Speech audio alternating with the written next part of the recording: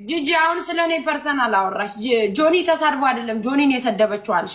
የፋኒ እናት ተሳድባ ነው እንዴ የተሰደበችው? የፋኒ እናት ማን የሰደባት? አይ ዶንት ኖ። እዚህ ጋር ይጽፋሉ። የፋኒ እናት የኔና የፋኒ እናት ጉዳይ ነው። ባለጌ ልክስክስ ስለሆነች ትሰደባለች። ወጥታ ሚዲያ ላይ ስለተሳደበች ነው የተሰደበችው። ልጆቻችን ከነ ልጆቻቸው ይደጉ። አሜን አሜን አሜን። አመት በዓሉን ብርችንቸን ስላረከኝ አመሰግናለሁ። ልጆች ይደጉልን። ፋኑኤልና ሳምሪን በተመለከተ አሁን ደግሞ ከሰሞኑ እንደ አዲስ ይህም ቤተሰብ የተመለከቱ መረጃዎች ከወዲያ ከወዲህ ሲመላለሱ ተመልክተናል። ይኸውም እንግዲህ በቪዲዮ መግቢያ እንደተመለከታችሁት ትናንት በነበረ ቆይታ ጂጂ ኪያ ማሜ ከተባለችው ቲክቶከር ጋር ባደረገችው ቆይታ የተለያዩ ጥያቄዎችን ተጠይቃ ነበር። ይህም ዋና ጥያቄ የነበረው ዩቲዩበሯ ሄለንን በተመለከተ ነበር አጀንዳው ተነስቶ ሲወራ የነበረው። ታዲያ በአንዳንድ ጨዋታዎች አማካኝነት ጂጂ ኪያ ዩቲዩበሯን ሄለን በተመለከተ ለምን እከሌን ትናገራለች? ለምን የዚህን ሰው እናት ትናገራለች? ሄለን ልክ አይደለችም በማለት ሀሳብ አስተያየት ስትናገር ነበር። ይህን ተከትሎ ነው ታዲያ ማሜ ለምንድነው ምንም በማያገባቸው ሁኔታ ሰዎች መሰደብ የለባቸውም ብለሽ ካመንሽ ለምንድነው የፋኒ እናትስ የተሰደቡት? በማለት እንግዲህ ማሜ ከባድ ወሳኝ ጥያቄን ጂጂን ጠይቃለች ማለት ነው። ጂጂ ታዲያ በዚህ የቲክቶክ ቆይታቸው ላይ ይህ ድንገታዊ ጥያቄ ስትጠየቅ የፋኒ እናትን ከዚህ በፊት የተናገረቻቸውን ነገሮችም አስመልክቶ ነው እንግዲህ ብዙዎችም በኮመንት ሲጠይቁ ስለነበር ይህን ጥያቄ በድንገት ስትጠየቅ እንግዲህ ጂጂ ደንግጣ ነበር ማለት ነው። የፋኒ እናትን ማን የሰደባቸው? ቶፒካችን ሌላ ነው፣ ንግግር ርዕሳችን ሌላ ነው፣ የፋኒን እናት የተናገረ የለም ብላ ወዲያው ደግሞ እንግዲህ እልህና ስሜቷ መጥቶ ደግሞ ባንዴ የፋኒ እናትም ከተነገራት ከተሰደበች በስሯ ነው በማለት የማይገባ ነገርን እንግዲህ እኚህን እናት ተናግራለች ማለት ነው። ይህም ቤተሰብ ብዙዎች አሁን ድረስ የሚናገሩት በተለይ ደግሞ በወላጆቻቸው መካከል እንደዚህ አይነት መናናቁ ጥሩ አይደለም። ልጆች ተዋልደዋል። ለምንድነው ቤተሰቦቻቸውን ተዉ እረፉ ብለው የማይናገሩት? በተለይ ሳምሪ ኃላፊነት አለባት በማለት ብዙዎች የሚያነሱት ጉዳይ ነው። እንግዲህ ሳምሪ ከዚህ በፊት ከፋኒ ጋር በተጣላችበት ቅጽበት ቤተሰባዊ ሁኔታውን በተመለከተ አንድ ሁለት ሲባባሉ ቆይተዋል። ነገር ግን የሱን እናት የፋኑኤል እናት በተመለከተ ግን እነዚህ ሰዎች ሚዲያ ወጥተው ፋኒና ሳምሪን በተመለከተ ምንም ባልተናገሩበት ሁኔታ መጥፎ ክፉ ነገር ባላወሩበት ሁኔታ የፋኑኤል ቤተሰቦች በብዙ ቦታ እየተወቀሱ ነበር። ይኸውም እንግዲህ በጂጂ ኪያ ነው ብዙ ስድብ ሲወርድባቸው የነበረው። ይህንንም አስመልክቶ ነው ብዙ ሰው በኦዲየንስ ጂጂ ለምንድን ነው አሁን ጠበቃ ሆነሽ ሄለንን የምትናገሪው? ለምን የሰው ልጅ እናት ትናገራለች ለማለት ሞራል የለሽም?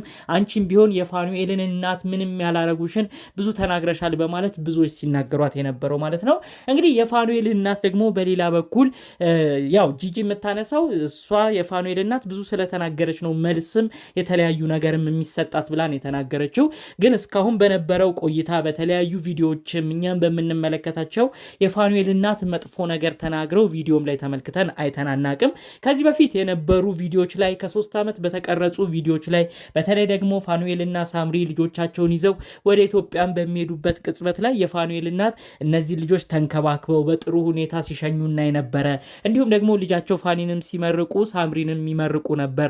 ሳምሪ እስካሁን ጸባይዋ ተቀይሮብኝ አያቅም፣ እጅግ መልካም ልጅ ነች፣ ጥሩ ልጅ ነች በማለት ብዙ ነገር ሲያበረታቱ ሲመርቁ ነበር የምናየው።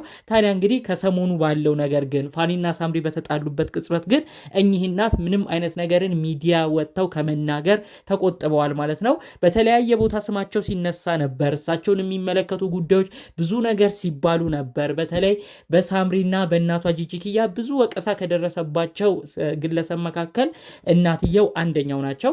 ምክንያቱም ያው የፋኑኤል እናት ቤት የተሰራላቸው ቤት የታደሰላቸው በሳምሪ ገንዘብ ነው የሚል አመለካከት ይዘው መጥተው እናትና ልጅ ብዙ ነገር ነበር ይሄን ቤተሰብ የተናገሩት።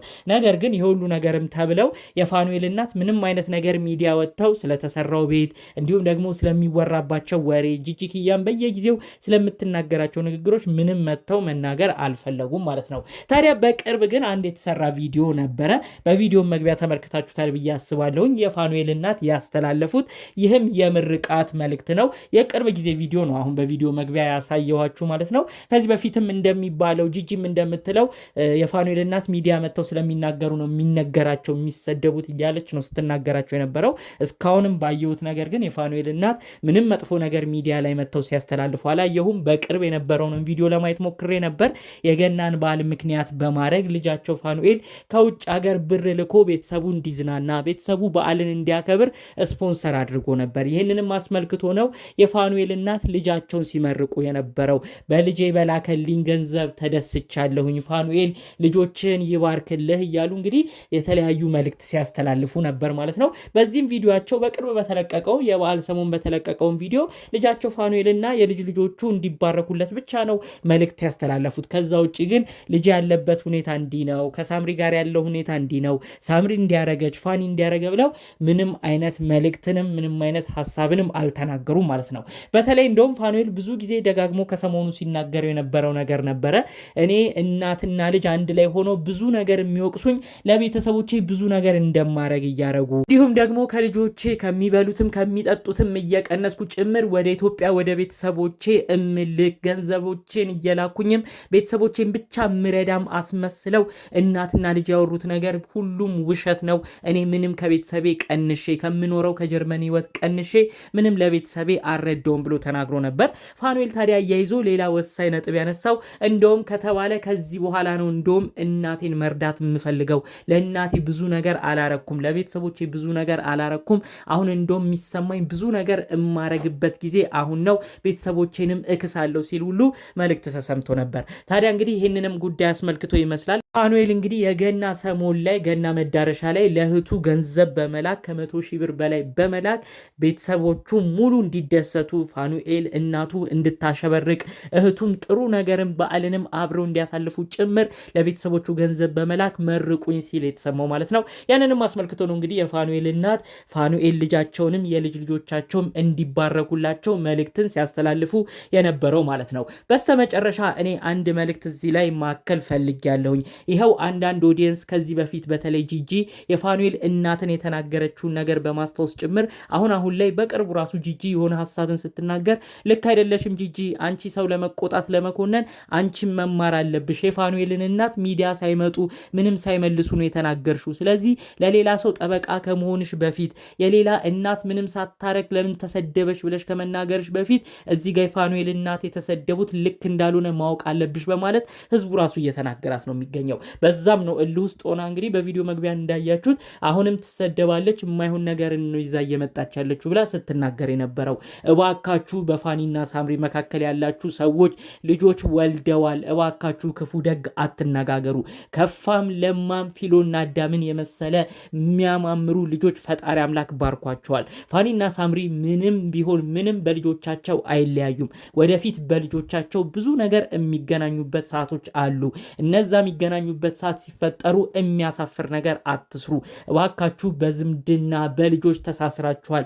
ጂጂ እባክሽ የልጆቹን አያት የምትወጃቸውን የፊሎና የአዳምን አያት የሆኑትን የፋኑኤል እናት አሁንም ሚዲያ እየመጣሽ ማሸማቀቁ መናገሩ እባክሽ ይቅር። እስካሁን ከተመለከትናቸው ቪዲዮ የፋኑኤል እናት ሲመርቁ ትዳራቸው ጥሩ እንዲሆን የልጅ ልጆቻቸው እንዲባረኩ መልእክት ሲያስተላልፉ ተመለከትን እንጂ መጥፎ ነገር ሲናገሩ አልተመለከትንም። እባክሽ ጂጂ መጥፎ ንግግሮችን እየተነጋገራችሁ እልህ ባትጋቡና ከነዚህ ቤተሰቦች ጋር ጭራሽ የሚያራርቅ ነገር እየተፈጠረ በልጅ ልጆቻችሁ መካከል ቂም እያደገ እንዳይመጣ የተቻላችሁትን ለማድረግ ሞክሪ ለማለት ነው መልእክቱን ለጂጂ ማስተላለፍ የፈለኩት ማለት ነው። ጠቅለል ባለ መልኩ እንግዲህ ከሰሞኑ ወዲያ ወዲህ ሲሉ ከቆዩት ጉዳዮች መካከል ነበር ይዤ የመጣሁላችሁ። በሌሎች ጉዳዮቻችን እስክንገናኝ ድረስ ሰላሙን ሁሉ ተመኘውላችሁ። ሰላም።